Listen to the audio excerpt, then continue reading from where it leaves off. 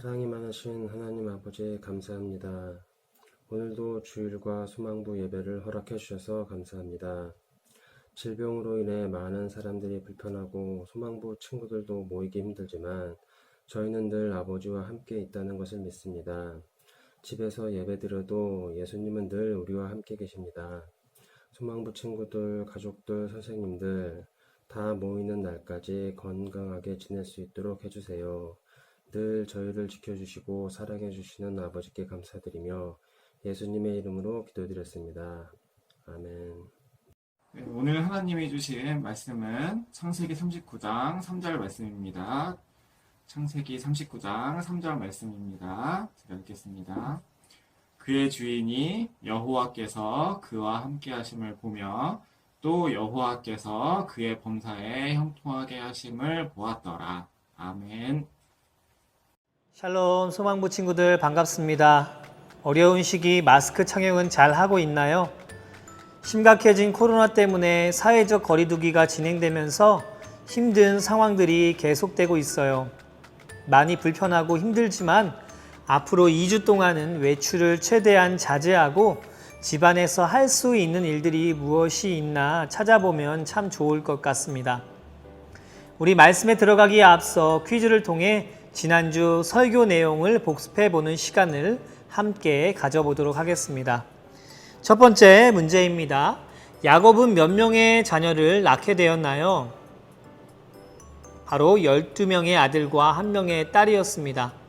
두 번째 문제, 야곱은 하나님과 씨름 후 이름이 어떻게 바뀌게 되었습니까? 바로 야곱에서 이스라엘이라는 이름으로 바뀌게 되었지요. 세 번째 문제, 그렇다면 이스라엘의 이름의 뜻은 무엇인가요? 네, 하나님과 겨루어 이김이라는 뜻이었습니다.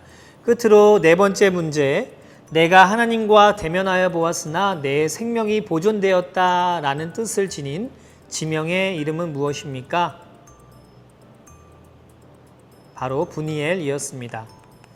오늘은 시리즈 설교 12번째 이야기, 요셉이 애굽으로 팔려갔어요 라는 제목을 가지고 창세기 37장 1절에서 36절 그리고 39장에서 41장까지의 내용의 말씀을 함께 살펴보고자 합니다.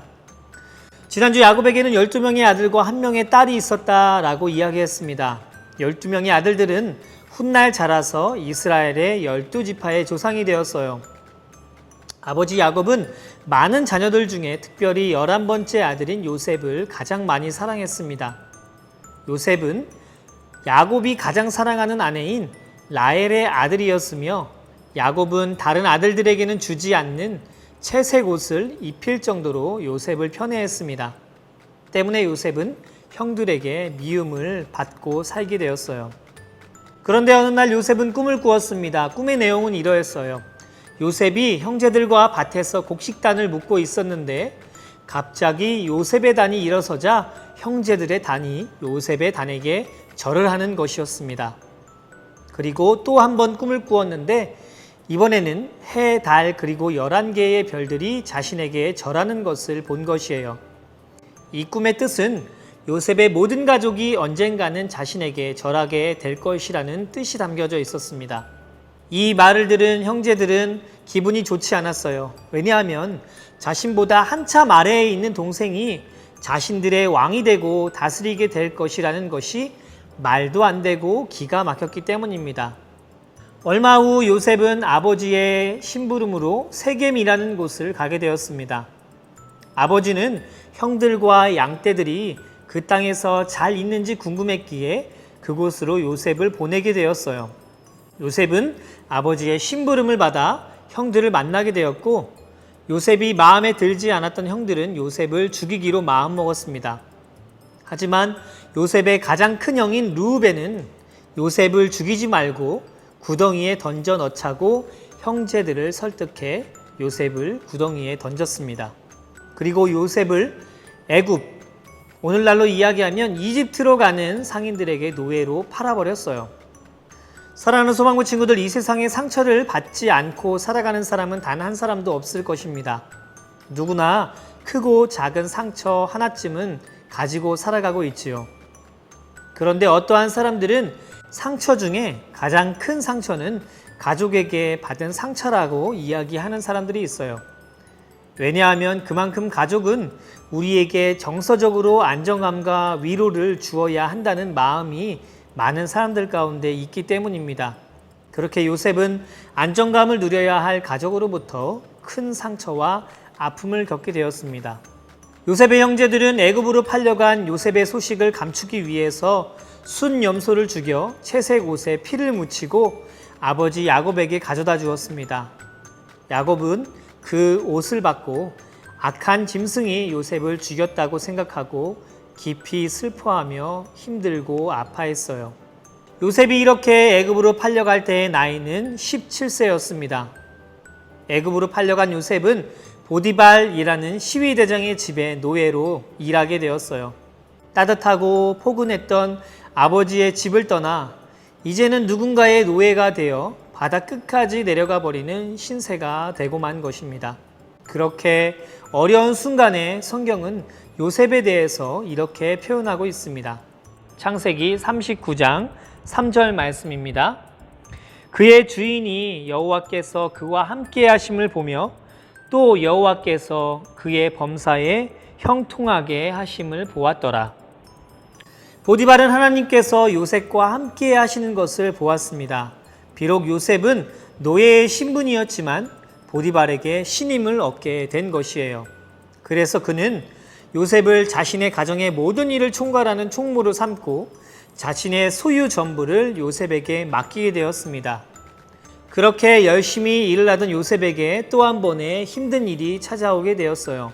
어느 날 보디발의 아내가 열심히 일하는 요셉을 유혹하게 되었습니다.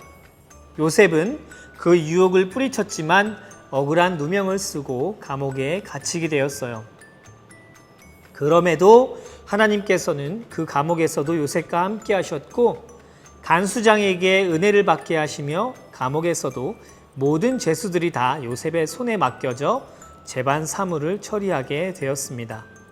바로 하나님께서 요셉과 함께 하셔서 범사에 그의 삶이 형통하게 된 것이에요. 그러던 어느 날 애굽 왕인 바로에게 떡을 바치던 신하와 술을 바치던 신하가 감옥에 들어오게 되었습니다. 그리고 그 둘은 꿈을 꾸게 되었는데 그들의 꿈 이야기를 들은 요셉은 하나님께서 주신 지혜로 술을 바치던 신하는 바로 복직을 하게 될 것이고 떡을 바치던 신하는 3일 후에 죽게 될 것이라고 꿈을 해몽해 주었습니다. 요셉은 술을 바치는 신하에게 감옥에서 나가게 된다면 자신의 억울한 사정을 꼭 풀어달라라고 말을 했어요. 술을 바치는 신하는 요셉의 말대로 3일 후에 복직하게 되었고 바로 왕을 섬기게 되었습니다. 하지만 무려 2년이라는 시간 동안 요셉을 까맣게 잊어버리게 되었어요. 여러분, 끝날 듯 끝나지 않는 고통 앞에서 요셉은 얼마나 많은 실망을 하게 되었을까요? 이렇게 어려운 상황이 계속됨에도 요셉은 하나님을 원망하는 것이 아닌 하나님을 향한 믿음을 버리지 않았습니다. 2년의 시간이 그렇게 흘러 어느 날 바로 왕은 이상한 꿈을 2가지나 꾸게 되었습니다. 살찐 암소 7마리가 나일강에서 올라와 바짝 마른 소 7마리에게 잡아먹히는 것과 토실토실한 7 이삭이 바짝 마른 7 이삭에게 잡아먹히는 것을 본 것이에요. 바로 왕이 이러한 꿈을 신하들에게 이야기했지만 이 꿈을 해석해 줄 수 있는 사람들은 아무도 없었습니다. 바로 그때 술을 바치는 신하는 그제서야 요셉이 떠오르게 되었어요.